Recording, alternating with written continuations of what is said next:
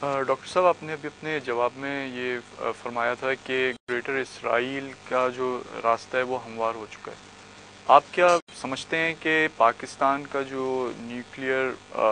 Boom ہے وہ greater اسرائیل میں حائل ہے اور اس کو ڈی نیوکلیئرائز کرنے کے لیے ساری گیم کھیلی جا رہی ہے؟ یہ بہت صحیح بات آپ نے کہی ہے۔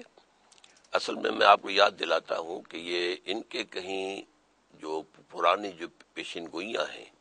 ان میں بھی کوئی ذکر غالباً یہ اس خطے کا ہے جو افغانستان اور پاکستان کا معاملہ ہے۔ تو صورتحال یہ ہے کہ جب 1967 کی 6 ڈیز وار ہوئی تھی، ایک طرف مصر اور شام اور جارڈن تھے اور ایک طرف اسرائیل،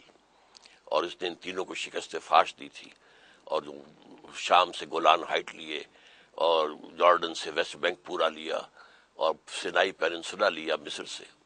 پھر جشن منایا تھا انہوں نے پیرس میں۔ بن گوریون اس وقت جو تھا وہ ان کا وزیر اعظم تھا، اس نے کہا تھا ہمیں کسی عرب ملک سے کوئی خطرہ نہیں ہے، ہمیں خطرہ صرف ایک ملک سے اور وہ پاکستان ہے۔ حالانکہ اس وقت تک پاکستان نیوکلیئر پاور نہیں تھا، یہ میں 1967 کی بات کر رہا ہوں۔ تو اس کے بعد بھی اب صورتحال یہی ہے کہ میں یہ سمجھتا ہوں کہ اس وقت کی اسٹریٹجی یہ ہے امریکہ اور اس کے الائز کی کہ اس سے پہلے کہ وہ اپنے 5 نکاتی ایجنڈے پر عمل کرنے میں پیرا ہونے میں مسجد اقصی کو گرائیں اور قبۃ الصخرہ کو، اس سے پہلے پاکستان کے ایٹمی دانت توڑ دینا لازم ہے۔ ورنہ چونکہ اگر جب مسجد گرائی جائے گی تو طوفان اٹھ کھڑا ہوگا۔ ظاہر بات ہے کہ مسلمانوں کے اندر حمیت جو ہے، اب یہ ہمارا تیسرا حرم ہے، حرم مکی، حرم مدنی اور یہ پھر حرم قدس، اور اس کا اگر اس کو گرا دیا گیا تو پورے عالم اسلام میں، اور میں سمجھتا ہوں سب سے بڑھ کر عربوں کے اندر، کیونکہ خون تو ان کا جوش کھانے والا ہے عربوں کا، تو وہ جو طوفان اٹھے گا تو پھر یہ ہے کہ اس وقت ہو سکتا ہے کہ یہ حکومتیں جو اس وقت ہیں عالم اسلام کی، جنہیں میں کہتا ہوں کہ یہ امریکہ کی پاکٹ یونینز کی حیثیت رکھتی ہیں، ان کی کوئی حیثیت نہیں انڈیپینڈنٹ، یہ سب کی سب جو ہے تنکوں کی طرح بہ جائیں گی، اور پھر یہ ایٹمک پاور جو ہے ان فنڈامنٹلز کے ہاتھ لگ سکتا ہے۔ لہذا اس سے پہلے ہمیں اس کو توڑنا ہے، اسی لیے در حقیقت یہ سارا جو نظام چل رہا ہے۔ اچھا ڈاکٹر صاحب، ایک حدیث شریف کا مفہوم میں آپ کے سامنے بیان کرتا ہوں، کمی بیشی ہو تو آپ اس میں کر دیجیے کہ خراسان سے ایک ایسا لشکر نکلے گا جو کالے جھنڈے والا ہوگا، یا کچھ علماء سے میں نے یہ بھی سنا ہے کہ وہ کالی پگڑیوں والا ہوگا، اور اس لشکر میں مہدی موجود ہیں، امام مہدی، حدیث شریف کا مفہوم کے مطابق، اور وہ غالباً وہی لشکر جو ہے ہندوستان پر بھی قبضہ کرے گا اور وہاں کے جو بادشاہ ہیں ان کو زنجیروں میں جکڑ کر لائے گا، اور پھر فلسطین کی آزادی کے لیے وہ لشکر جائے گا۔ آج ہمارے پڑوس افغانستان میں دنیا بھر کی سب سے جو طاقتور عسکری افواج ہیں غیر مسلموں کی، وہ موجود ہیں۔ ہم یہ دیکھتے ہیں کہ پچھلے 8 سال سے جو 9/11 کے بعد جو افغانستان پہ حملہ ہوا، اس کے بعد جو ایک مزاحمت وہاں کے مجاہدین کی طرف سے دکھائی جا رہی ہے، تو دنیا کے کم و بیش 32 سے 40 ممالک وہاں موجود ہیں، نیٹو ہے، امریکہ ہے، لیکن تمام تر وسائل کے باوجود اور تمام تر دنیا کی سپورٹ کے باوجود، اور وہ جو مجاہدین ہیں ان کو آئسولیٹ کر دیا گیا، بالکل نہ ان کو کہیں سے سپورٹ آ رہی ہے، لیکن وہ پھر بھی مزاحمت اپنی جاری رکھے ہوئے ہیں۔ تو آپ کیا سمجھتے ہیں آخر یہ کیسے ممکن ہے؟ اور یہ جو حدیث شریف میں نے آپ کے سامنے جس کا مفہوم بیان کیا، کیا آپ سمجھتے ہیں اس میں آپس میں کوئی لنک ہے؟ ویسے تو ان احادیث کا لنک یقیناً ہے، لیکن آپ نے اصل میں کئی حدیثوں کے مفہوم کو گڑبڑ کیا ہے۔ ایک حدیث یہ ہے کہ یخرج من خراسان رایات و سود، نکلیں گے خراسان کے علاقے سے سیاہ جھنڈے، یعنی فوجیں سیاہ جھنڈے لے کر نکلیں گی، پگڑی کا کوئی ذکر نہیں ہے، رایات و سود، لا یردھا شیء، کوئی قوت ان کا رخ نہیں موڑ سکے گی، حتی تنصب بایلیا، یہاں تک کہ وہ ایلیا میں آ کر گاڑ دیے جائیں گے۔ ایلیا حضور کے زمانے میں یروشلم کا نام تھا۔ سن 70 عیسوی میں جب تباہ کیا ہے ٹائٹس نے، جب یروشلم میں ایک اینٹ بھی برقرار نہیں رہی اور یروشلم میں ان کا سیکنڈ ٹیمپل گرا دیا گیا اور ان کو نکال باہر کیا گیا، چلے جاؤ، اس کے بعد جو ہے وہ بہت عرصے تک تو بے آباد پڑا رہا، غیر آباد۔ پھر ہیڈریان ایک رومن ایمپرر تھا، اس نے اس کو دوبارہ بلڈ کیا، اس نے نام ایلیا رکھا ہے، تو اس کے کچھ صدیوں کے بعد حضور کی آمد ہوئی ہے، تو حضور کے زمانے میں اس کا نام ایلیا تھا۔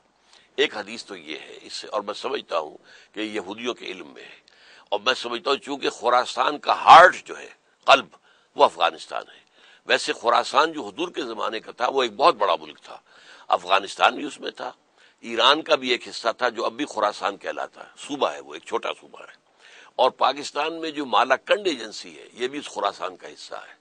اور اسی طریقے سے یہ سینٹرل سٹیٹس جو ہیں ایشیا کی جو آزاد ہوئی ہیں، اب علیحدہ ہوئی ہیں یو ایس ایس آر سے، وہ بھی اس کا حصہ ہے۔ تو یہ خراسان، اس کو کہتے ہیں خراسان بزرگ، دی گریٹر خراسان، اس خراسان میں، لیکن افغانستان از دی ہارٹ آف دیٹ خراسان۔ تو ان کو معلوم ہے، اسی لیے اصل حملہ جو ہوا ہے، یہ جو لاسٹ کروسیڈ جس کا میں نے ذکر کیا تھا، یہ شروع جو ہوا ہے وہ افغانستان پر حملے سے ہوا ہے، کیونکہ یہاں سے انہیں خطرہ ہو گیا، اور ان کو تو حدیث سامنے نظر آ گئی کہ یہاں پر وہ اسلامی شریعت کے چند احکام نافذ کیے طالبان نے، اور 100% امن ہو گیا افغان جیسے ملک میں، افغانستان جیسے ملک میں۔ اور ایک حکم جو تھا ملا عمر کا، پاپی کی کاشت جو ہے، فیول کی کاشت زیرو ہو گئی۔ تو انہوں نے سمجھا اگر یہ پورا نظام یہاں قائم کر دیں گے تو پھر یہ ایسی بڑی طاقت ہوگی اور پھر دنیا اس کی طرف لپکے گی اور ہمارا نظام تو ختم ہو جائے گا۔ یہی وجہ ہے کہ سب سے بڑی کولیشن وہاں کے لیے بنی ہے، عراق کے لیے وہ کولیشن نہیں بن سکی۔ عراق کے حملے میں یورپ ساتھ نہیں آیا، لیکن یہاں پر تو سب ساتھ ہے، یہاں تک کہ رشیا بھی ان کی پشت پر ہے، چائنا بھی ان کی پشت پر ہے، اور بھارت تو ہے ہی ہے۔ تو یہ سارا معاملہ اسی کا ہے۔ باقی ایک اور حدیث ہے، اس کو کہتے ہیں وہ جو ہندوستان پر حملے کی جو ہے غزوہ ہند،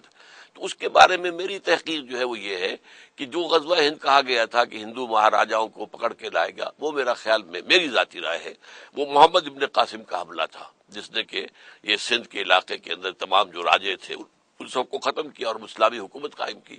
باقی یہ ہے کہ ایک اور حدیث ہے جس میں کہا گیا ہے کہ میری امت کے 2 لشکروں کو اللہ تعالیٰ نے جہنم سے آزادی کا پروانہ دے دیا ہے۔ ایک وہ لشکر ہے کہ جو ہند پر حملہ آور ہوگا، اور ایک دوسرا لشکر وہ ہوگا جو حضرت عیسیٰ کے ساتھ جا کر کھڑے ہو کر اور دجال کا مقابلہ کرے گا۔ یہ 2 لشکر ہیں، اور یہ ایک وقت کی بات نہیں ہے، یہ نہیں ہے کہ وہی لشکر جو ہے اس ہندوستان کو فتح کرے گا اور وہی پھر جا کر اس فلسطین کو آزاد کرائے گا، نہیں، یہ 2 لشکر علیحدہ ہے، 2 علیحدہ حدیثیں ہیں۔ میرا یہ گمان ہے کہ اگر اللہ کو منظور ہوا اور افغانستان اور پاکستان میں مل کر ایک اسلامی حکومت قائم ہو گئی، صحیح معنی میں اسلامی خلافت، تو پھر یہ دونوں طرف ایکسٹینڈ کرے گی۔ جیسے حضور نے جزیرہ نما عرب میں قائم کیا اسلام، اس کے بعد وہ مشرق کی طرف عراق سے ہوتے ہوئے ایران اور پھر خراسان تک پہنچ گیا، اور مغرب میں جو ہے وہ سینائی پیننسولا کراس کر کے مصر اور لیبیا اور یہ اور اٹلانٹک تک پہنچ گیا۔ تو یہ اسی طریقے سے اب دوبارہ جب خلافت قائم اگر ہونی ہے، اس کی خبر حضور نے دی ہوئی ہے، ہونی ہے، اس سے پہلے میں سمجھتا ہوں ہمیں بڑی سزا ابھی ملنی ہے اللہ کی طرف سے اپنے کرتوتوں کی، لیکن بالآخر اسلام کا غلبہ ہوگا۔